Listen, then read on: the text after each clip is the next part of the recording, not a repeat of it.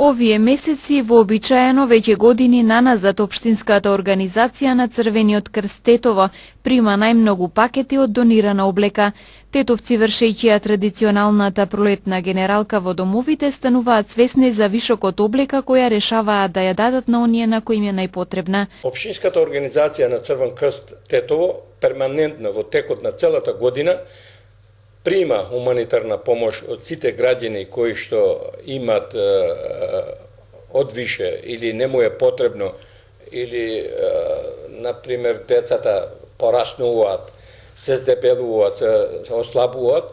Значи, сите тие ствари кои што сметат во секое домаќинство, значи, Општинската организација на Црвен крст ги прима од сите граѓани кои што имаат таква, значи, гардероба и сета што не му е потребно, има и од постелина што носат ќебиња. Значи, сите тие работи што во моментот им пречат во домаќинствата, Општинската организација на Црвен крст перманентно во текот на целата година ги прима и секојдневно се обраќа тие кои што имаат потреба од таква хуманитарна помош, значи примат. Значи, ова Општинската организација на Црвен крст анонимно ги прима, анонимно ги дава. Значи, тоа е принципот на дејствувањето и на работењето на програмските активности на Општинската организација на Црвен крст Тетово. И затоа, значи, сите апелирам тие кои што во моментот сега, во пролетните денови, ги празнат своите шифонјери и тоа што не му е потребно, може слободно да го донира во Општинската организација на Црвен крст од 8 до 15 часот секој ден работен. Се повеќе граѓани доаѓаат за да подигнат од пакетите со донирана облека, велат од Општинската организација на Црвениот крст Тетово. Приемот и предавањето е анонимно и може некој многу близок од било кој, значи, да дојде да го зема тоа што некој близок него го донел. Али овде, значи, зашто е анонимно, не може никој, значи, да уговара или да зборува, зашто тој овде е институција која нема срам. Ние сме институција која сме посредник меѓу тој што има одвише да му дамо на тој што нема. И затоа тоа, значи, принципот на анонимност постои и тоа е само за Општинската организација. Никој не може да знае кој го донел и кој го зема. Али секојдневно бројот на побарувачите пораснува. Затоа кажува дека луѓето веќе станале сиромашни и социјални случаи. Од Општинската организација на Црвениот крст Тетово апелираат до хуманите граѓани, облеката да биде чиста и зачувана, по можност да биде класифицирана според пол и возраст. Освен облека, примаат и обувки, конзервирана храна и средства за хигиена, односно се она што не може да се расипе и не зафаќа голем простор. Токму поради ограничените просторни услови, Општинската организација на Црвениот крст Тетово не е во можност, иако има интерес за тоа, да прима и дава донации од куќнина, мебел и бела техника. Единствено организацијата во овој случај може да помогне на граѓаните кои имаат задавање да стапат во контакт со социјално загрозените семејства и сами да го извршат предавањето на донацијата.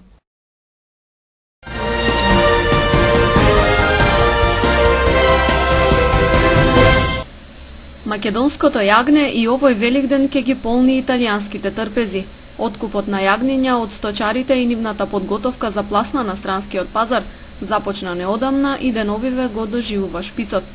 Кланицата Горни Полог во Гостивар, една од неколкуте капацитети во земјава кои вршат откуп, планира сезонава за извоз да обезбеди 50 до 60.000 јагниња, главно за Италија. Интересираноста од страна на италијаните за откуп на јагне воглавно е стандарден, ги имаме истите купци. Едино што ги немаме купците од Грција со главно образложение што во Грција се зголеми многу сточни фонд, така да тие сега имаат јагне и за извоз, не само за нивни потреби. Во Македонија воглавно се планирани се околу 250 до 300 јагниња, толку ги има. Ние као кланица Горни Полог обработуваме околу 50-60 јагниња.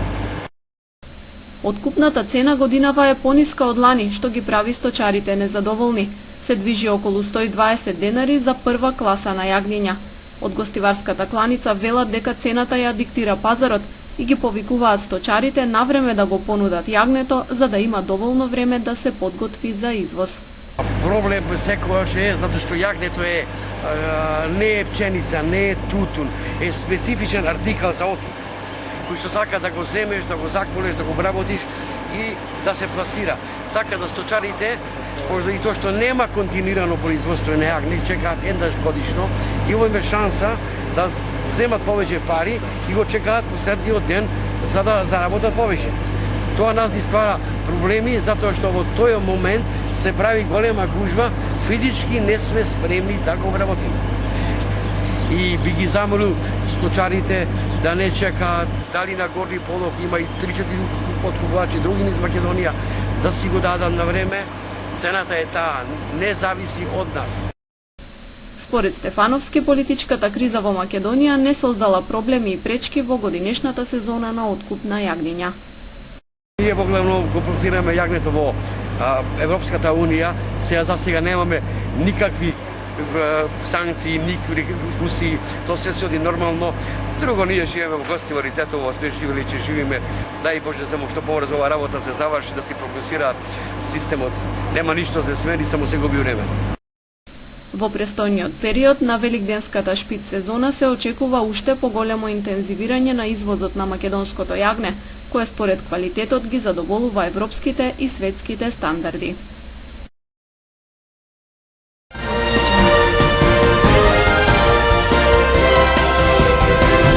Изградбата на конаци при црквата Свети Илија во село Луковица, која започна пред 3 години, се очекува годинава да заврши, а желбата на црковниот одбор и на жителите е конаците да бидат пуштени во употреба на прославата на патрониот празник во август. Црковниот одбор апелира до верниците да помогнат парично или во градежен материјал, за да конечно финализира изградбата. Уплатата може да ја извршат на жиро сметка 290-4 50 28 47 26 во ТТК Банка АД Тетово за манастир Свети Илија село Луковица. Наците тачно со 2014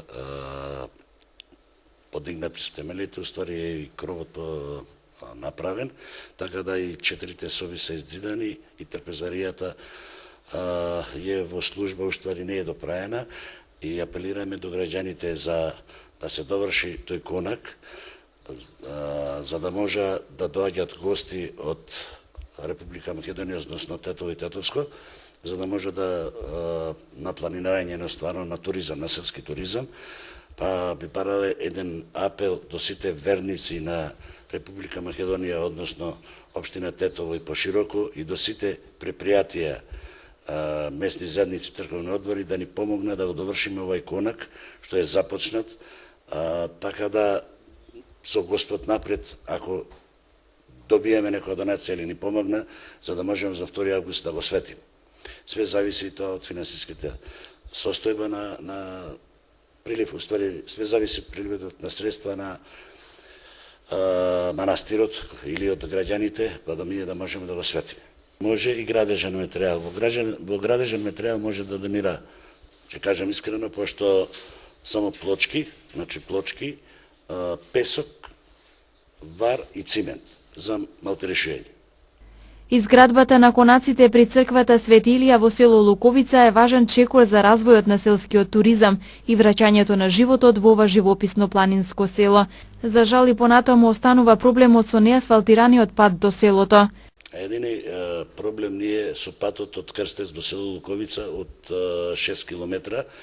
Ние сме се обратиле до сите установи во оваа држава, односно до владата, до транспортни врски и до други организации, меѓутоа уште немамо најава дека патот за Луковица ќе се работа. Ние патот за Луковица го правамо секоја година, односно општина Желино пред 2 август ни пушта колку толку некој багер да се изравни за да може верниците да посетат тој 2 август.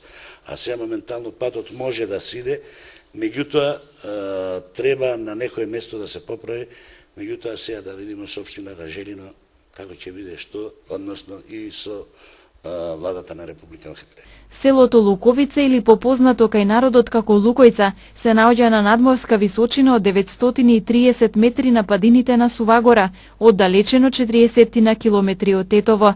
Во селото има 3 цркви: Свети Илија, Света Петка и Свети Ѓорѓи. Нашето село има 3 цркви. Едната е Света Петка, манастирот Свети Илија и Свети Ѓорѓија. Во близина на селото се наоѓа езерото Козјак, кое е изврсно место за планинарење на овие планинарски друштва или кои сака за излет, и апелираме дека од април месец до октомбар месец секој може да појде да го посети тоа место и да види кај се наоѓа и да види што е природа, што е убавина. Можноста за преспивање на гостите во конаците при црквата Свети Илија ќе овозможи што поголем број туристи да уживаат во ретките природни убавини на овој предел.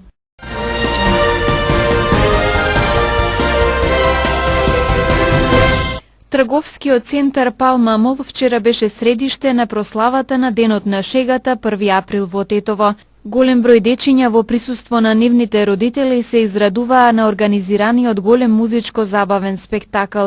Кловнот Лили се погрижи за добрата забава, а блеснаа и звездичките од фестивалите за детска песна Јаболчиња и Бледзет.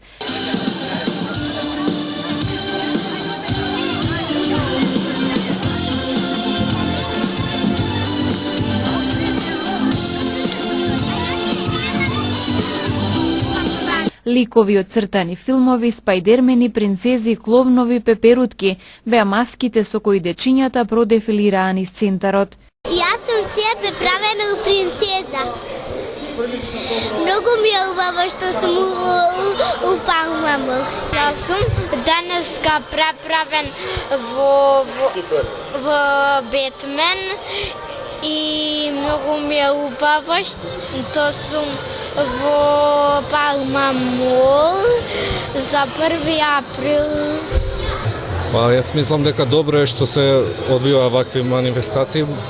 Потребно е да има повеќе вакви манифестации, за да имаме каде да ги носиме нашите мали деца.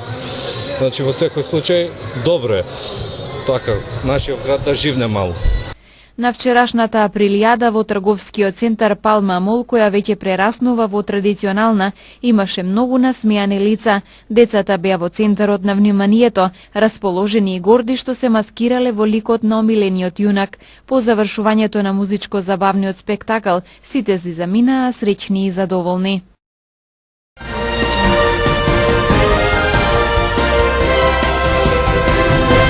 Во неделното интервју на Радио Слободна Европа зборува Хелен Кларк, генерален подсекретар на Обединетите нации и администратор на УНДП, програмата за развој на Обединетите нации. Таа зборува за повеќе аспекти на програмата кои ја опфаќаат и Македонија, како заштитата на Преспанското и Охридското езеро, загадувањето на воздухот, опасност од поплави и слично. Целосното интервју може да го проследите на програмата на телевизија КИС со почеток во 19 часот.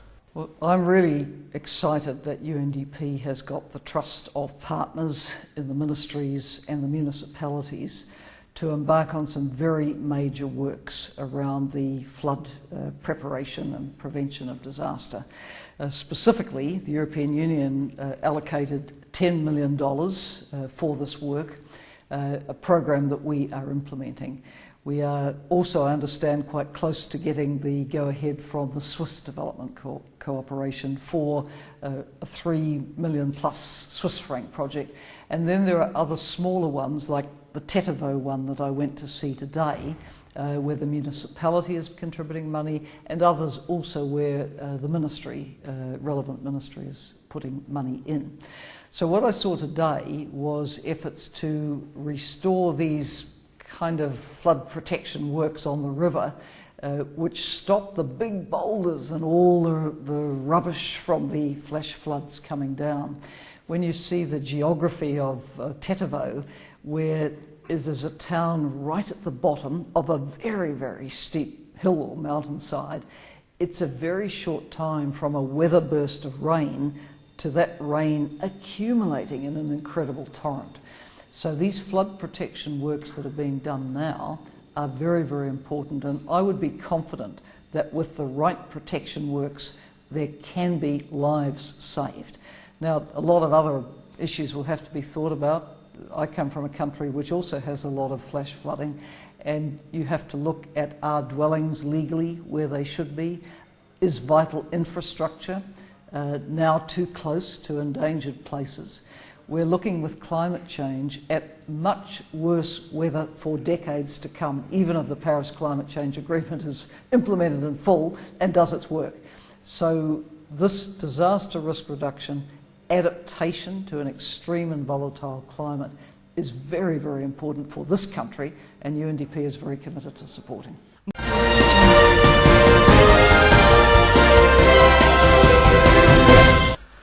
Како последен дел од денешните регионални вести ќе биде 15-минутното видеоистражување на Центарот за истражувачко новинарство СКУП на тема службени возила и нивно користење за приватни цели од страна на државните функционери.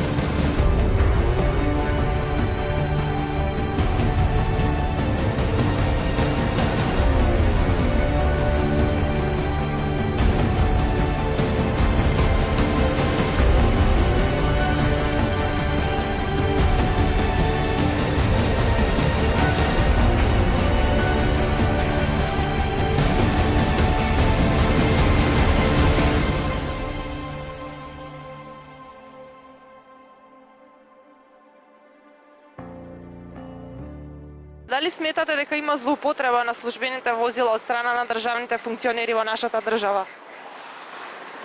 Тоа е јавна тајна. Не се прашува, тоа е очигледно и сите го знаат, и децата мали. Веројатно да, веројатно да. Сметам дека не. И секогаш тоа зависи од тоа колку е кој лично одговорен како поединец. Па може да го требуваат, кај да знам ја, кај ги видам, кај ми се кажуваат на мене и на тебе, така е. Еден мощно впечатлив пример за скромност го сврте вниманието на светската јавност. Хосе Мухика, поранешниот председател на Уругвај. За време на неговиот мандат, наместо да ги користи председателските бенефиции, Мухика возеше собствено возило Volkswagen Buba, произведено во далечната 1987 година. Вредноста на неговиот личен, а исто време и службен возен парк е процената на прескромни $1945. Во октомври минатата година вниманието на пошироката јавност го сврте сообраќајната незгода во која учествуваше екс-министерот за труд и социјала Диме Спасов, кој користел службено возило надвор од работното време, со што се откри дека и еден висок државен функционер како што е министер ги злоупотребува средствата што им припаѓаат на граѓаните. Ова е еден обид, едно смислено сценарио преку криминално полициска местенка да се нанесе штета врз мојот углед. За збрката што настана околу случајот, Тодор Пендаров, новинар, вели дека оваа грешка не може да му се прости на екс-министерот. Збрка со джипот, возел, не возел, удрил, не удрил. Во секој случај едно беше факт. Он возел ту джип надвор од службени активности во приватната. Тоа се друго да му се опрости, тоа не може да му се опрости, затоа по секоја нормална парламентарна демократија повлекува оставка самиот да се даде, а не да чека некој да го смени. Поттикнат од овој случај, новинарскиот тим почна да истражува за употребата, односно злоупотребата на службените возила. СКУП испрати барање по службен пристап за информации од јавен карактер и до Министерството за труд и социјална политика. Во редакцијата на СКУП добивме одговор во кој е содржан извештајот за извршен вонреден попис на возниот парк од септември 2016 година. Во него се наведува дека за време на вонредниот попис на возниот парк, интерната комисија евидентирала само 10 службени возила на паркингот на Министерството. Како што стои во извештајот, поголем број возила ги немало во кругот на Министерството за да може да се направи целосен увид. Со пописот направен на 12 септември минатата година, комисијата констатира дека на паркингот на Министерството недостасувале дури 27 возила собственост на овој владин ресор. Комисијата уште констатира дека со 3 возила лично се задолжени државни службеници во Министерството, но комисијата не успева да ги утврди нивните локации. Исто така, уште 7 автомобили комисијата воопшто и не ги барала, бидејќи констатирала дека за нив имало одлуки дека тие се отстапуваат на користење на други јавни институции. Меѓу нив е и джипот марка Туарек со скопски регистарски таблички со кој, како што стои во соопштението на Министерството за внатрешни работи, ноќта меѓу 28 и 29 октомври 2016 година се предизвикани 2 сообраќајни незгоди.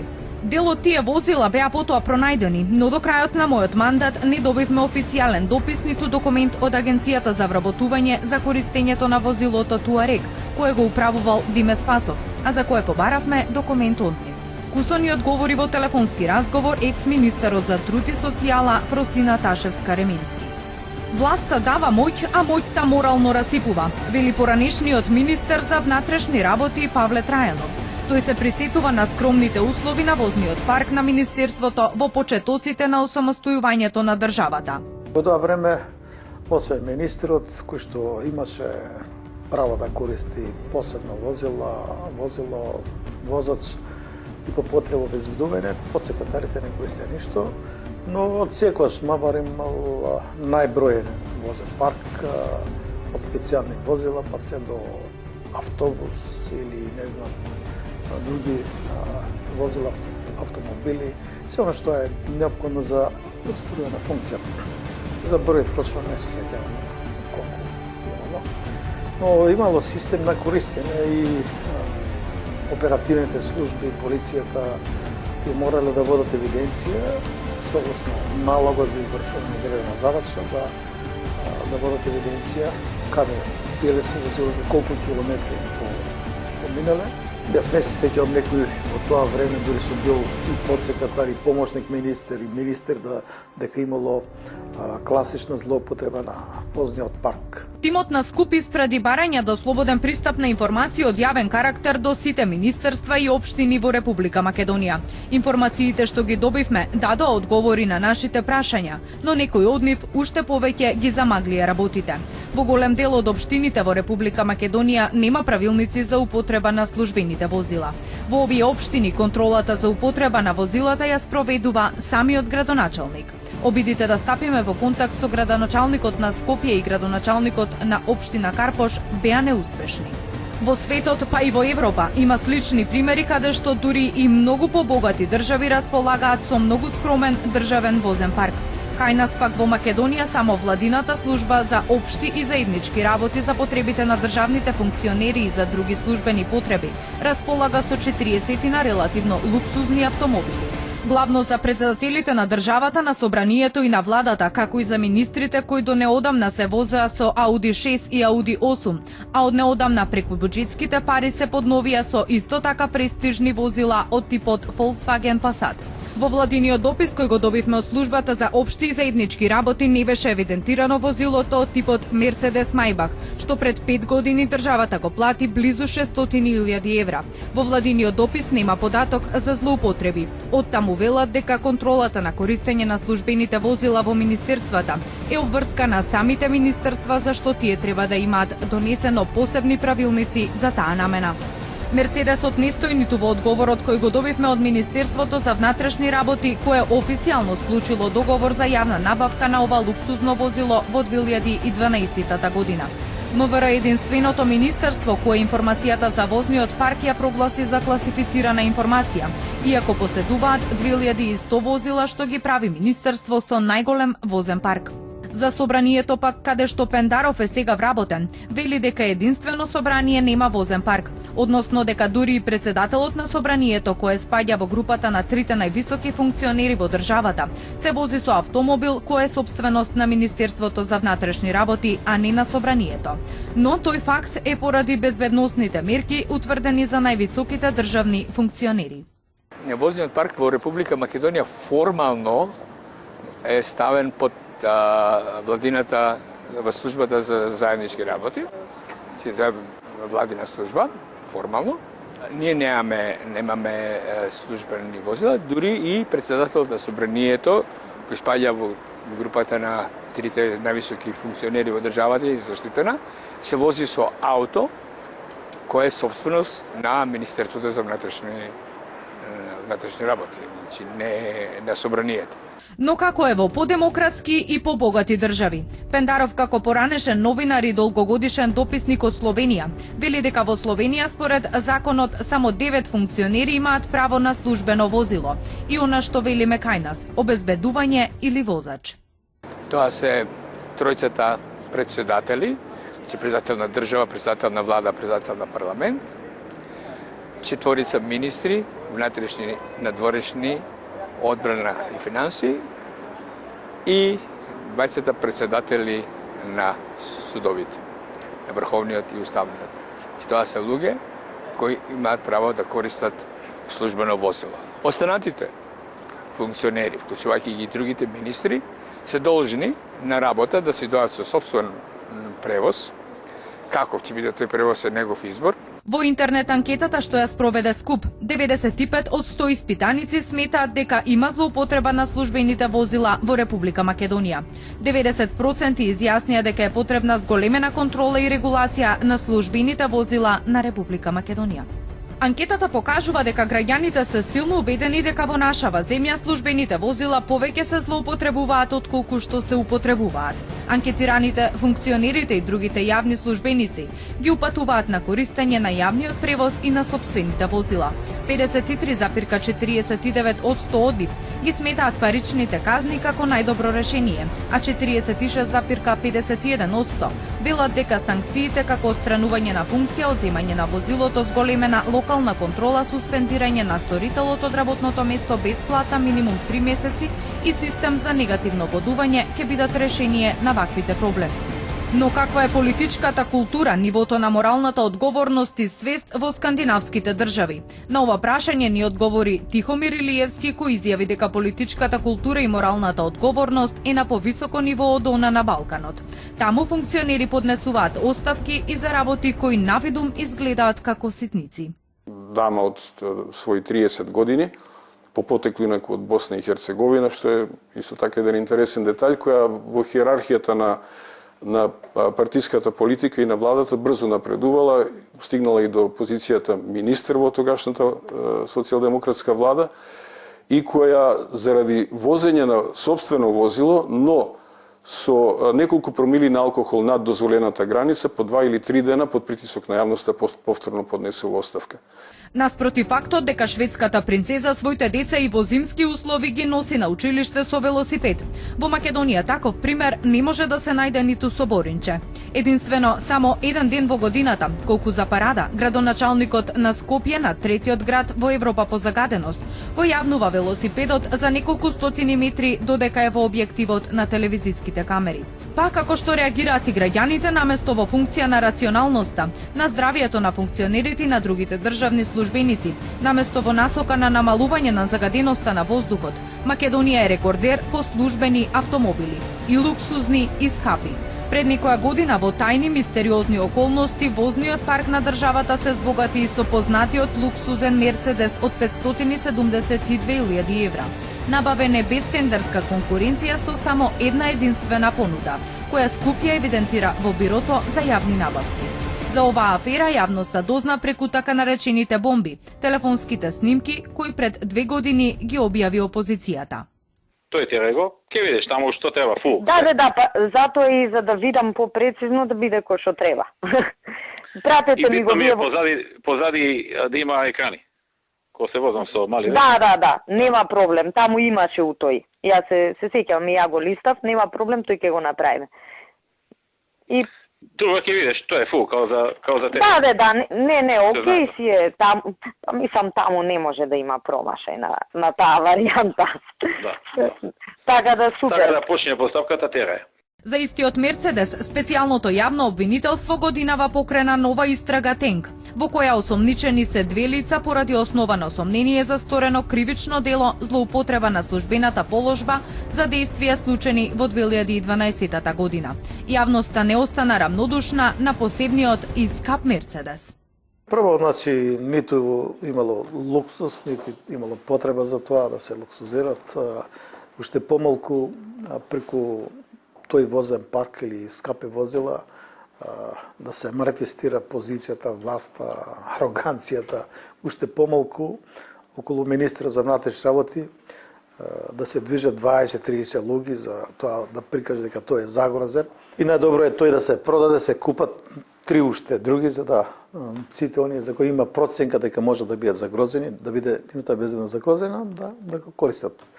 Ако опште се најде некој што ќе купи таков скап Мерцедес. Дали мислите дека постои начин да го поправиме тоа и како? За се постои начин да се среди. Само ако се сака. Ако се има добра волја. Тоа треба да се регулира со прописи внатрешни во сите институции, кои веројатно ги има, ама дали се почитуваат и колку?